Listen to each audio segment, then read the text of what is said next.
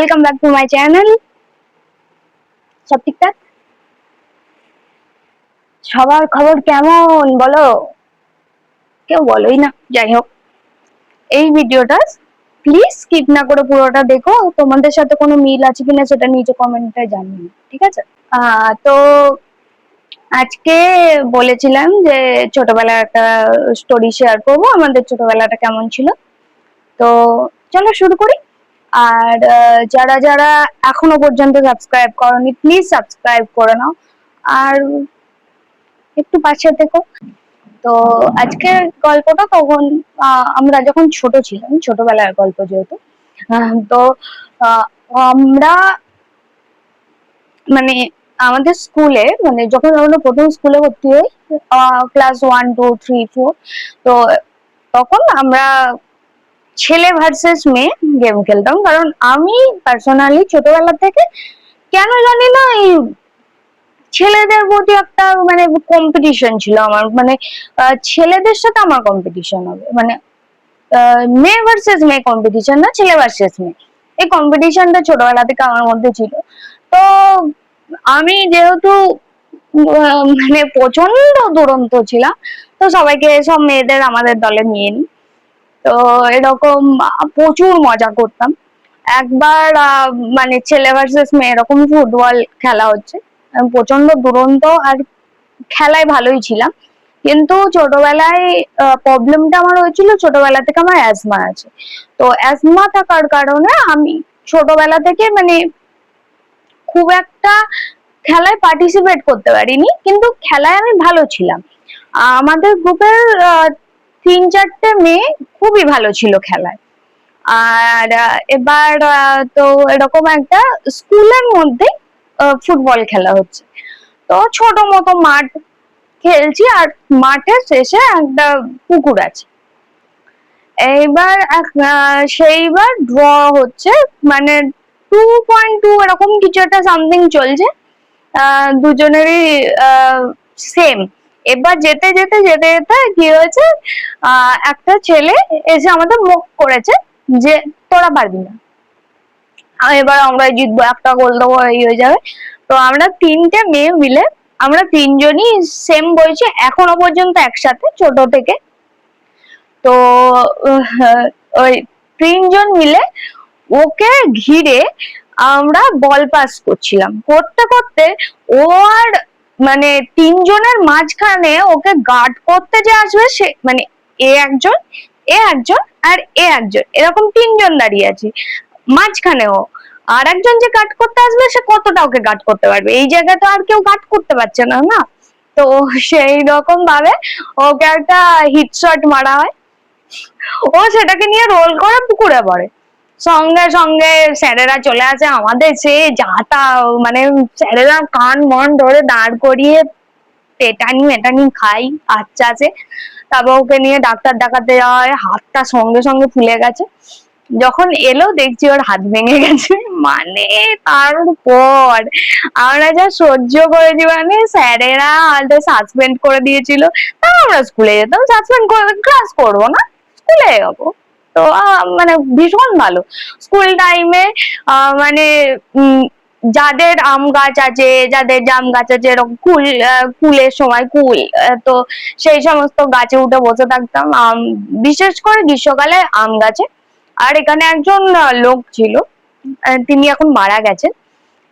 তো তিনি সবাইকে তাড়া করে বেড়াতেন, মানে তার প্রতিটা, তার গ্রামে প্রচুর আম গাছ, প্রচুর পুকুর ছিল, সে প্রতিটা আম গাছে পাহারা দিতে বেরোতো দুপুর বেলা।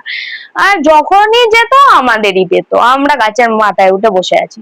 তো এবার আমরা প্রথম প্রথম তো লাফ টাপ মেরে পালাতাম, এবার গাছের মাথা থেকে কতবার লাফ মারবো, লাফ মারতে মারতে পড়ে টরে যেতাম।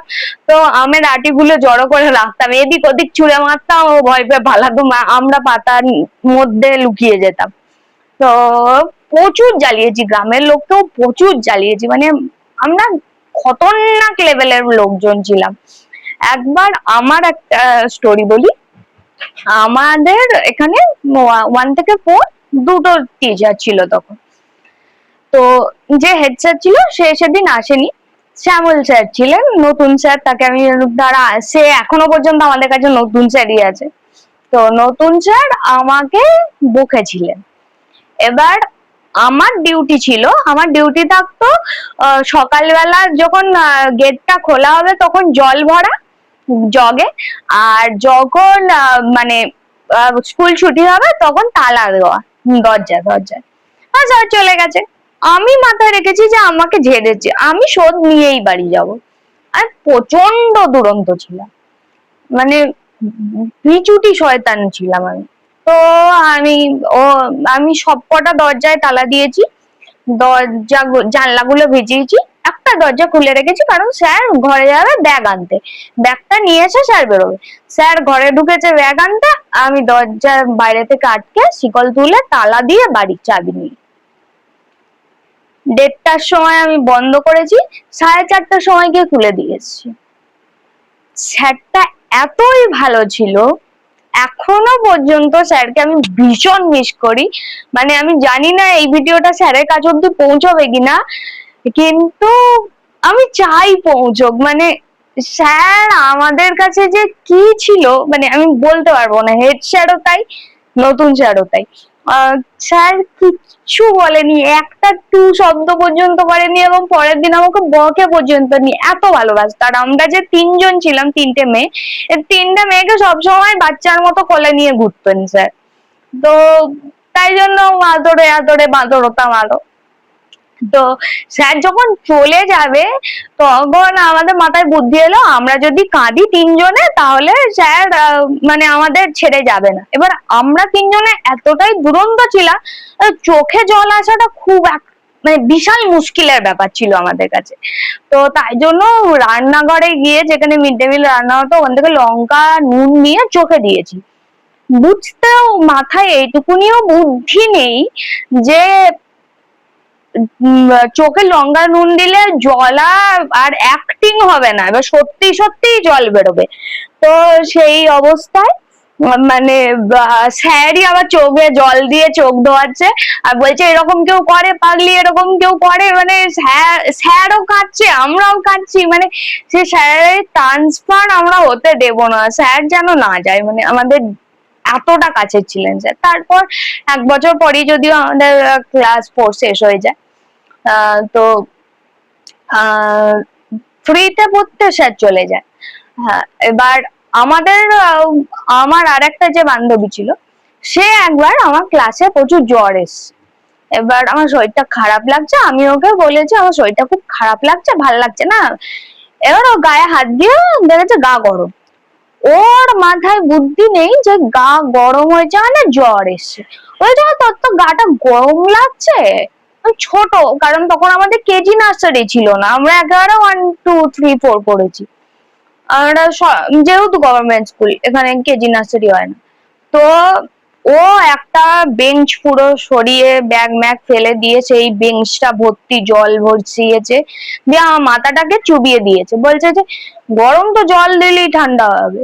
সে জলটা গরম হয়ে যাচ্ছে, আবার জল সরিয়ে জল বসিয়ে দিচ্ছে। এবার আমি বললাম আমার ছোট থেকে অ্যাজমা ছিল, সর্দি টর্দি বসে সে একেবারে মানে বিদিকিচ্ছিরি অবস্থা হয়ে গেছিল। কারণ আমার এতটা কষ্ট হতো যে সরবিটেট রাখা থাকতো, কেউ যদি জানবে যে এটা, বা হুট করে যাতে মৃত্যু না হয় হসপিটাল অব্দি নিয়ে যাওয়া যায়, হার্টের একটা ট্যাবলেট জিভের নিচে দিতে হয়, সেটা পর্যন্ত রাখা থাকতো।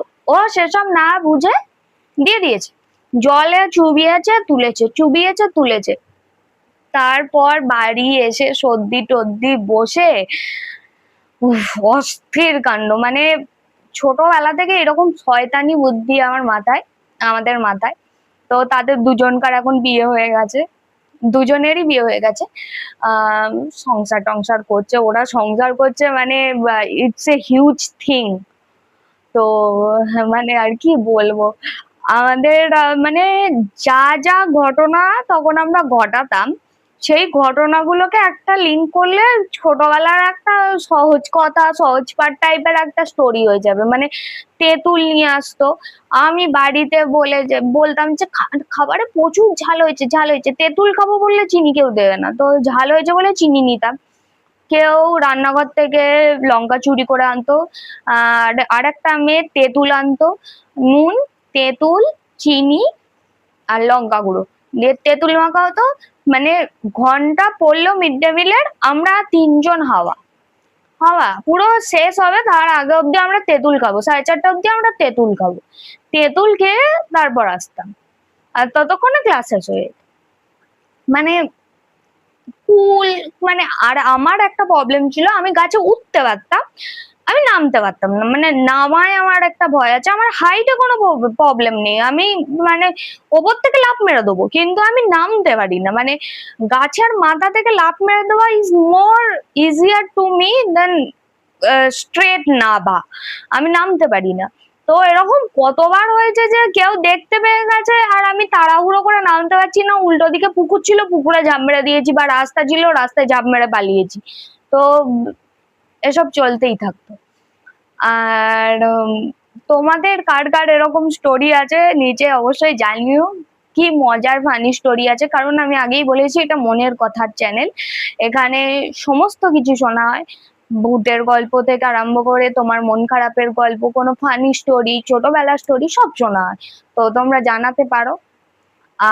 ভালো থাকবেন সকলে, আর যদি এই লাস্ট অব্দি দেখেই থাকেন তাহলে সাবস্ক্রাইবটাও করে দিন। টাটা।